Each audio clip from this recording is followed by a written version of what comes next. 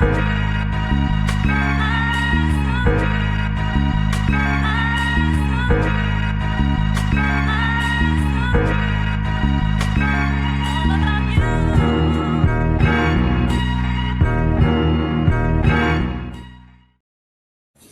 up? What's up? This is Attorney Sherrod Seward with Innovative Automations. And right now I'm showing you how I use my Claude Code terminal with a lot of stuff built into it. But nonetheless, in using Hostinger, which is my go-to place to get cheap domains, but also to get it to they have NPC, CLI access to Claude Code to actually go ahead and use those for websites, whatever you need, subdomains, and things like that. So right now I'm registering a new website, Dog Pound Charlotte, for our Cleveland Browns fan base website. And I've already been working on a website that is here, pushing this to where it takes advantage of our Instagram account that already works. And then I'll be able to have events in an array and things like that where we're going to go. And this is fan run, not NFL affiliated. This is great. Okay, so what we're going to do now is say, Hostinger CLI is ready to go with this. Can you please tee that up? So what we're doing is adding a URL that we purchase onto it. And let's see if we can get a local version.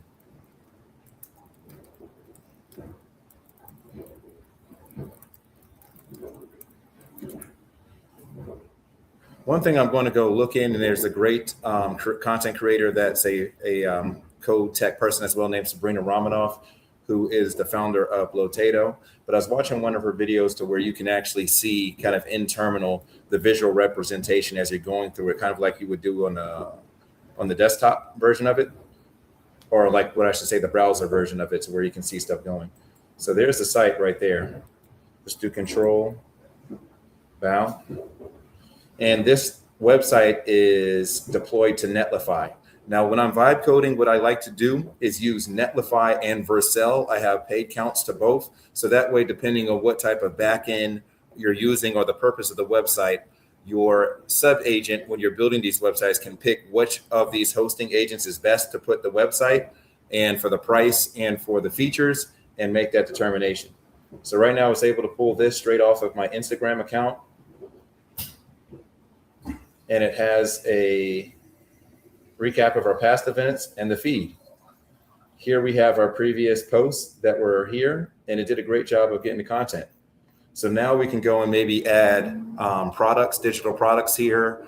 We can sell our tickets that we have online through Ticketmaster, our listings, things of that nature. So I'm really kind of happy with how this came out so far. And I look forward to making more content on this. Now let's go to see how it's doing with getting the DNS records pulled up. Right, so it's on localhost right here.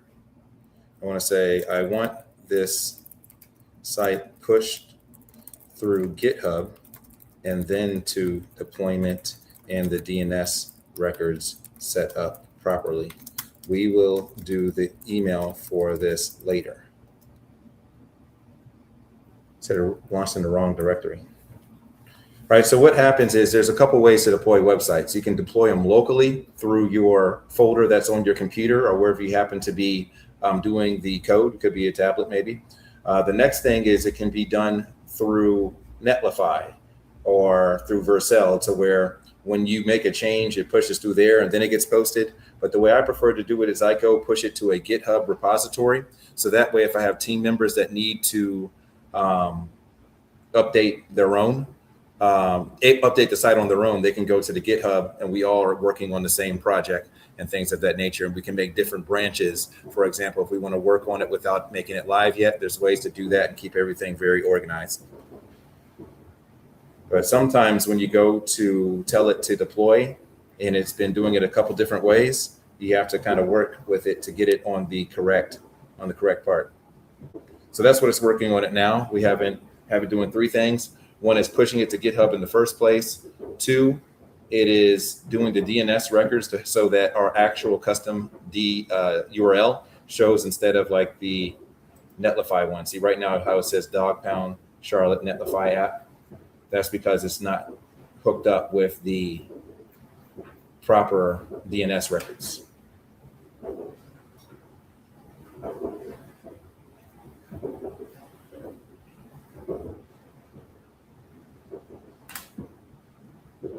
All right, so let's see where we are. Still asking for commands. So it's taking its time. That's no problem. Got one new message. It's asking for authorization.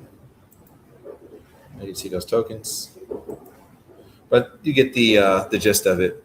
Using Claude Code with Hostinger CLI is a great tool to quickly get websites up and get them accurate from bringing in a brand that's already existing in Instagram, which I used was Glotato through the API access to Instagram to get that pretty good. And as you can see, it pulled in the logo perfectly. It's got the colors perfect, and it's got the events that already came up. So next thing I'll look up to see if there's a way to go to Ticketmaster to directly use API to get events listed for the tickets once I put them for sale. And then if not, I'll just use custom URLs and vibe code those events to have that as well. But this is good.